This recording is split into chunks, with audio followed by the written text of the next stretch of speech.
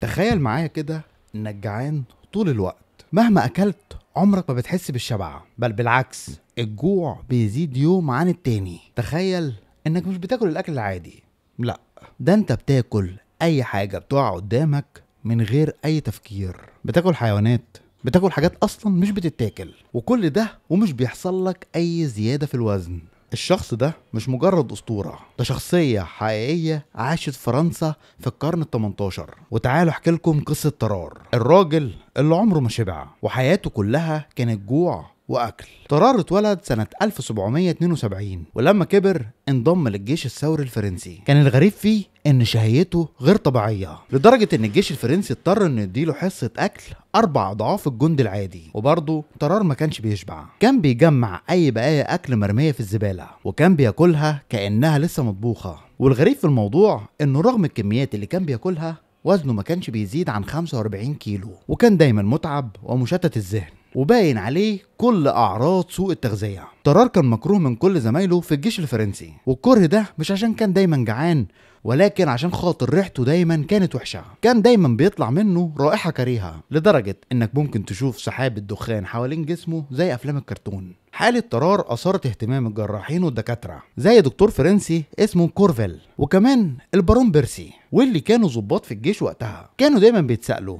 ازاي شخص ممكن ياكل عربية اكل ويفضل جعان بعدها. طرار كان بياكل بطريقة غير طبيعية من وهو صغير، لدرجة ان اهله طردوه من البيت علشان ما كانوش قادرين يتحملوا نفقات اكله. بعدها راح شق طريقه لوحده كرجل استعراضي مع شوية حرامية، واللي كانوا بيعملوا عرض ويسرقوا عن طريق الجمهور. طرار كان عنصر لجذب الناس، بس ازاي؟ طرار كان بياكل كل حاجة قدامه حرفيا. كان عنده القدرة لفتح فمه بطريقة كبيرة، لدرجة انه كان ممكن ياكل سلة كاملة من التفاح في بق واحد، ويخزن من السلة دي في بقه زي سنجاب. وكان بيبلع اي حاجة، ضفادع، حجارة، حيوانات حية، وكل ده علشان يبسط الجمهور اللي كان بيتفرج عليه. الناس اللي اتفرجت على العروض بتاعته قالوا انه في مرة اكل قطة حية، نزع احشائها ومص دمها واكل لحمها ورماها بس عظم، ودي نفس الطريقة اللي كان بياكل بيها الكلاب. وفي مرة بلع تعبان مائي وهو حي من غير ما يمضغه. شهرة طرار سبقته لدرجة ان الحيوانات كانت بتخاف منه، وده اللي ذكره البارون بيرسي في ملاحظاته. الكلاب والقطط كانت بتهرب منه اول ما تشوفه كأنها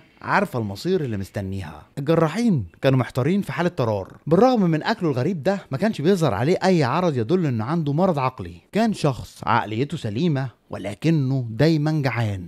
جسم طرار ما كانش بالشكل الجذاب، جلده كان بيتمدد بشكل غير اعتيادي، وده علشان يستوعب كل الاكل اللي كان بيحطه في بقه. وبطنه كانت بتتنفخ زي البالونه، وبعد ما يخلص الاكل كان بيطلع على الحمام ويخرج كل اللي اكله. وبكل بساطه ده سبب ان الريحه اللي كانت طالعه منه ما كانش حد بيقدر يستحملها. ولما كانت معدته بتفضى كان جسمه بيترهل ويرتخي، لدرجه انه كان ممكن يربط الجلد المترهل منه حوالين جسمه زي الحزام. وخدوده كانت مرتخيه زي ودان الفيل، وده كله كان سر مقدرته على بلع اي كميات من الاكل، لان جلده كان بيتمدد زي الرباط المطاطي. الريحه اللي كانت بتخرج من طرار كانت كريهه، لدرجه ان الناس ممكن تشمها على بعد 20 خطوه منه، والريحه دي كانت لازقه فيه، وجسمه كان دايما سخن وبيعرق بشكل مستمر.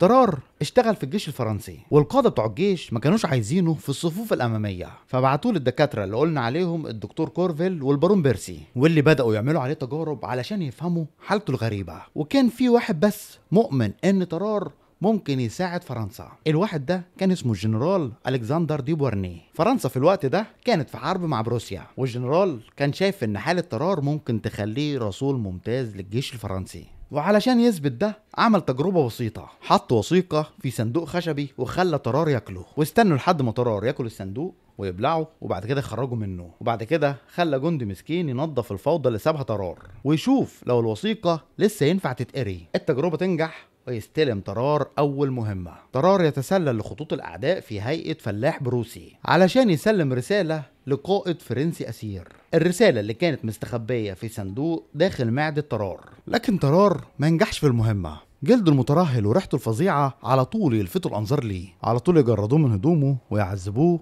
لحد ما يعترف بمهمته. الجيش البروسي ربطوا على المرحاض لحد ما يخرج الرسالة، ولما لقوا الرسالة ما فيهاش حاجة مهمة قرروا ان هم يعدموه. لكن القائد البروسي حس ناحيته بالشفقة وسابه يرجع فرنسا مرة تانية، ولكن ضربوه وحذروه انه ما يكررش اللي عمله ده تاني. يرجع طرار لفرنسا ويترجى الجيش انه يعفيه من مهمة الرسائل السرية، وقال انه مش عايز يبقى جاسوس مرة تانية، وبعدها يطلب من البارون بيرسي انه يساعده في حالته. وفعلا بيرسي حاول انه يعالجه بأدوية كتيرة، لكن طرار فضل زي ما هو. مع الوقت ده طرار بقى جعان اكتر من اي وقت عدى، وكان بيدور على الاكل في اسوأ الاماكن الممكنة. في مرة قبضوا عليه وهو بيشرب دم المرضى في المستشفى، وكان بياكل جثث الموتى في المشرحة. وفي مرة اختفى طفل عمره 14 شهر. الناس على طول تتهم طرار انه هو المسؤول. البارون بيرسي فقد صبره وقرر انه يبعد طرار عن المجتمع الفرنسي، وبعدها محدش يسمع عنه حاجة لمدة طويلة. وبعد 4 سنين يوصل الخبر للبارون بيرسي. طرار موجود في مستشفى فرساي، الراجل اللي كان بياكل كل حاجة على سرير الموت.